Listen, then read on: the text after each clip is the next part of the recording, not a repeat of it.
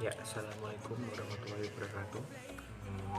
Baik, perkenalkan nama saya Muhammad Hermas Arifin dan saya mahasiswa dari STKIP PGRI Tulungagung.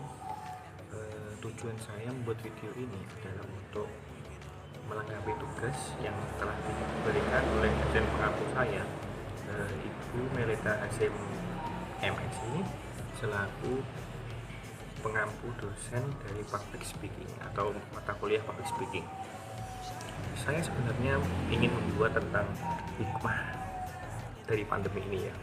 Tidak dipungkiri ya, pandemi ini memukul telak ya pelaku bisnis yang ada di dunia. Pasti semua pembisnis di dunia ini saat ini mungkin pasti merasa rugi banget atau turun omset atau dan yang lainnya, tidak terkecuali di Indonesia. Tapi saya pikir pandemi ini juga membuka sebuah peluang baru untuk mereka atau pelaku bisnis ini menjadi lebih kreatif. Kenapa kok begitu? Karena di saat pandemi ini dituntut untuk berpikir lebih realistis dan kritis.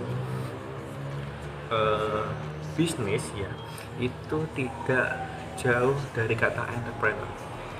Sebenarnya apa sih entrepreneur itu? Entrepreneur ya itu singkatnya itu apa ya? Anda itu bisa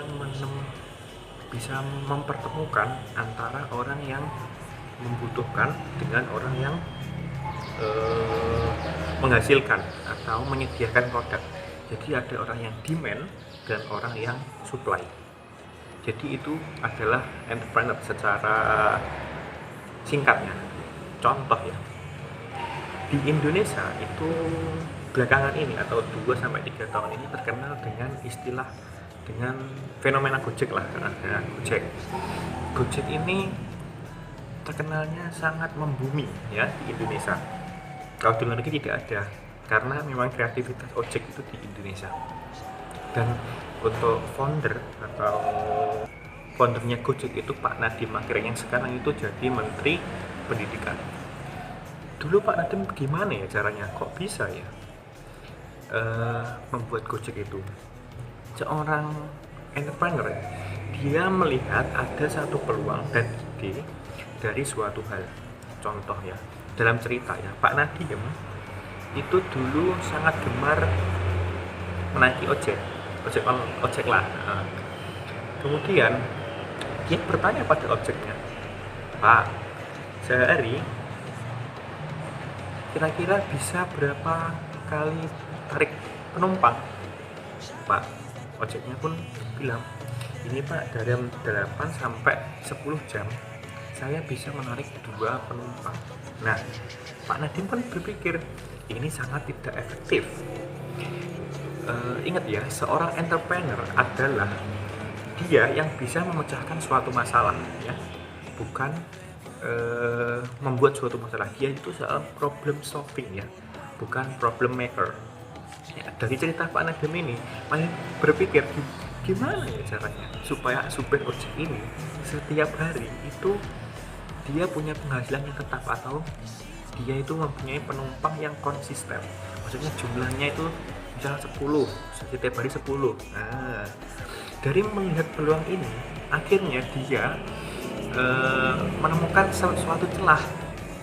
Masalahnya apa? Sekarang orang yang membutuhkan tumpangan atau yang demand itu sangat banyak. Sedangkan ojek sendiri itu dulu itu sangat susah dicari kalau tidak ada di pangkalannya.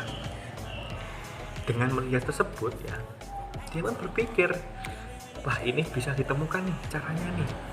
Nah, dari dia melihat peluang seperti ini ya, akhirnya dia berhasil menciptakan lapangan kerja yang luar biasa untuk banyak orang. Jadi seorang entrepreneur itu harus bisa melihat celah dan peluangnya, begitu. Mungkin cukup sekian, ada yang kurang dari saya mohon maaf ya. Terima kasih. Replay, shawty's like a melody.